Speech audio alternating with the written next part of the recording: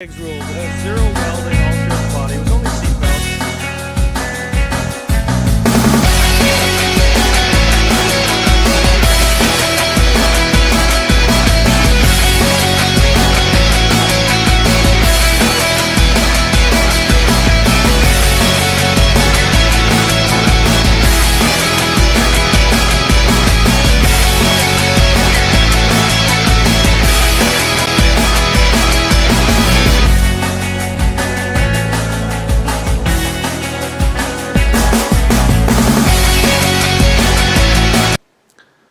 Today we are working on this Mazda 3, and unlike the other Mazda 3, this one's automatic.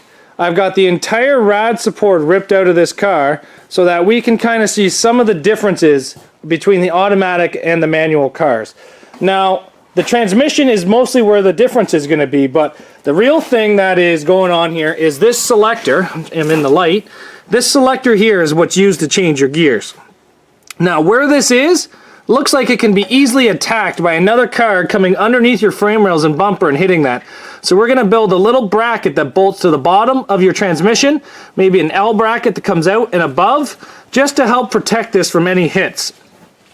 Now the transmission lines come out of the transmission. This is what keeps your transmission cold, and the transmission fluid goes into the stock factory cooler. Now I don't like this, and the reason why I don't like it is because the inlets face forward. Facing forward is never a good thing because a bumper comes underneath, hits that, cuts these, smashes those in, you're basically done. So what we're going to do is we're basically going to get rid of these two lines and then attach them to a transmission cooler that we're going to mount up higher. And it's just probably going to be a transmission cooler I have here. And then the coolant lines, one comes out in here and goes all the way up to here, and the other one comes from here into the transmission cooler. Basically what we're going to do is we're going to take this one off, turn it 90 and jam it into this one right here, so that way that cooler's bypassed by coolant, and then we're going to get all the transmission fluid out of it, and that right there will make that kind of less easy to smash up, less easier to get hit, one less thing to go wrong. But the thing that we got to do now is build a bracket for this shifter to keep it away from getting injured inside the track. My plan is to have an angle that bolts through here, has a section of the angle cut out so this shifter can go down through the angle, and then also hooks back up to this bolt right here. And then it will have an upper support that attaches somewhere up here out of the way and basically just supports it. So let's see what we can build to accomplish this. Now, we're just going to look through our small scrap steel pile and see what we can get. These right here look like they're 3/8 bolts, so those are readily available here in the workshop. I was thinking maybe take these bolts out here and have the angle bolt to there, but honestly I think that's just going to cause me problems, so I'm not going to mess with any of those. As you can see right here, this is what I ended up as for a little bit of a guard around the shifter. Yes, this can bend, but you know what? It is a source and a way to try to protect it in some kind of way. Now I've made it just out of some small thinner angle, and I can easily unbolt it and move it to the next car because I probably will be getting more of these front wheel drive 2.3 liter Mazdas that are automatic. Just some simple tech screws and some bolts through some brackets on the transmission that's already there, and it basically helps support this. I'll show you it here and run it through all the gears. So there's park, there's reverse, neutral, drive, neutral, reverse, park.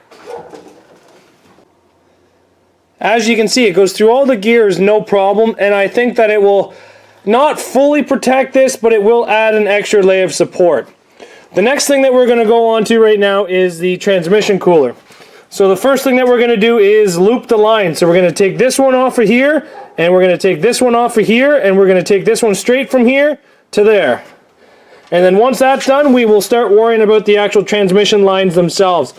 I'll probably disconnect them back here, connect my lines, and run my transmission cooler up there somewhere. As you can see, we have the transmission cooler line swapped out. We actually ditched the whole factory transmission cooler. Now realistically you could probably get away with running that, but I'm this far into this Mazda, I might as well change it out to the style of transmission cooler I like to run. So the lines, I had extra lines and I didn't want to cut them short because you know as soon as you cut them short, the next car they're going to need to be long. But I just left them long.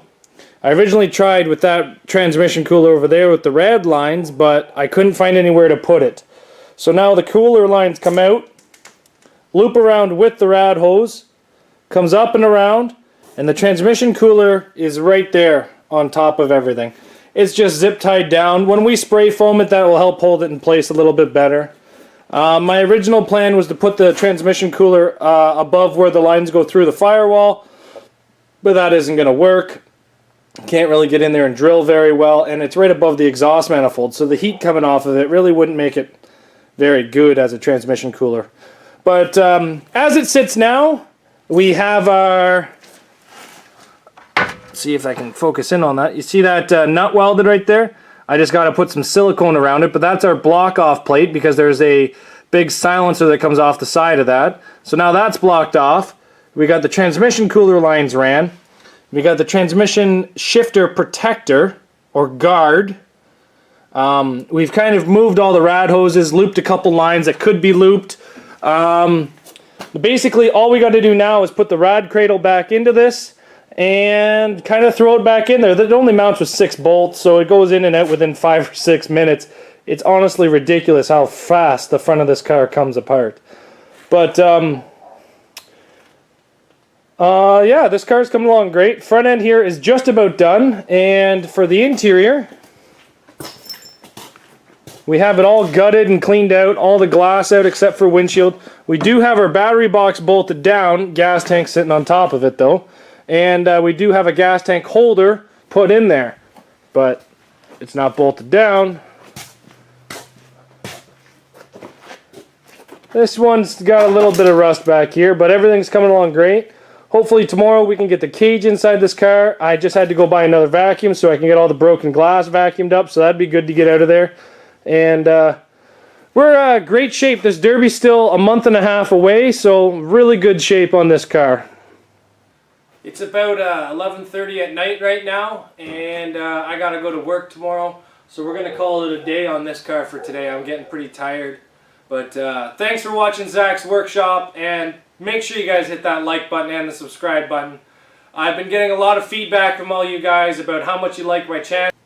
I'm glad that a lot of you guys like this. I enjoy building cars, I enjoy talking about cars, and I enjoy sharing what I know about cars to you guys. So.